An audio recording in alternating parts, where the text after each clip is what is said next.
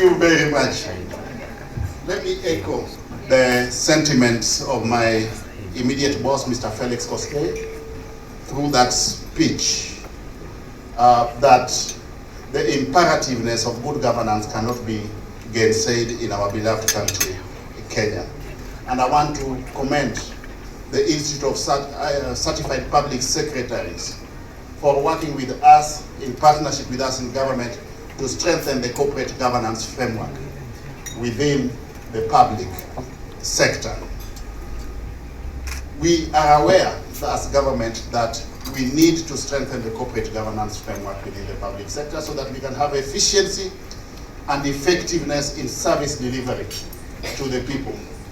That is why, leading from the front, His Excellency the President has initiated certain reforms by way of re-engineering processes in government.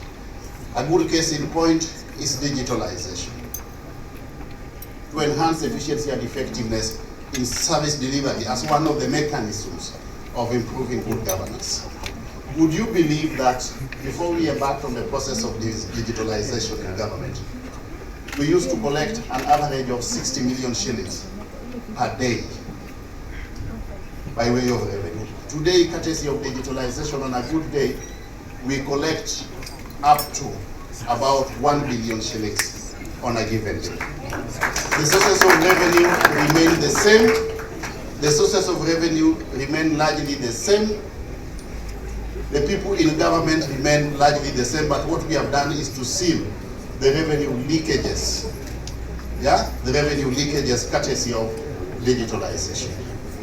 That is just one of the cases in point. Anything, good people, that we do as managers in organizations must be aligned to good governance practices, starting with strategic planning as the basis of everything that we do in organizations. The rationale of strategic planning is to ensure that we have got a clear roadmap that articulates the way we are supposed to run the organization in response to what is happening in the operational environment.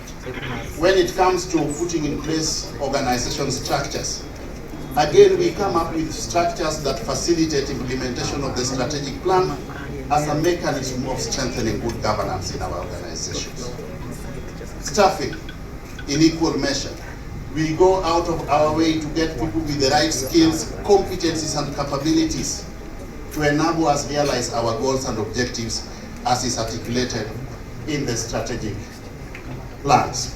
When it comes to the control function of management, that is performance management, again, the rationale of performance management is to ensure that we deliver, we meet the goals and objectives in the organizations with a view to improving governance in the organizations.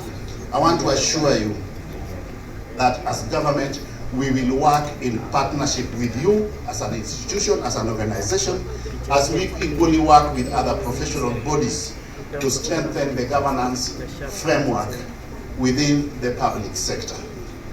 I've recently been assigned, over and above overseeing performance management and delivery management in government, I've recently been assigned an additional role by the President of spearheading public sector reforms and re-engineering. Again, in that space, we look forward to working with you guys very closely. One of the things I'm interested, very keen on changing in the public sector is the culture in the public sector. You may have good plans, you may have good systems, but if the culture is inimical towards facilitation of the implementation of the goals and objectives, we will not be able to realize our aspirations. We will work together with you as agents of change from a corporate governance perspective to change the culture in the public service so that we can have a culture that is enabling to the successful implementations of the plans that we have within the public sector. Once more, on behalf of government, let me thank you most sincerely for the role that you have played so far in institutionalizing good governance in the public service, starting with the role you played in the development of the Muongozo Corporate Governance Guidelines, the role you are playing in augmenting our efforts through training of the members of the boards of directors of various state corporations. And I want to assure you that depending on unfolding events from time to time, we will take advantage of any slight opportunity available at our disposal to work in partnership with you so that we can take our country forward, so that we can have a high-performing public service for purposes of realizing our economic goals and facilitating in equal measure economic development, so that we can have a rise in the standards of living of the Kenyan people. Thank you very much. May God bless you.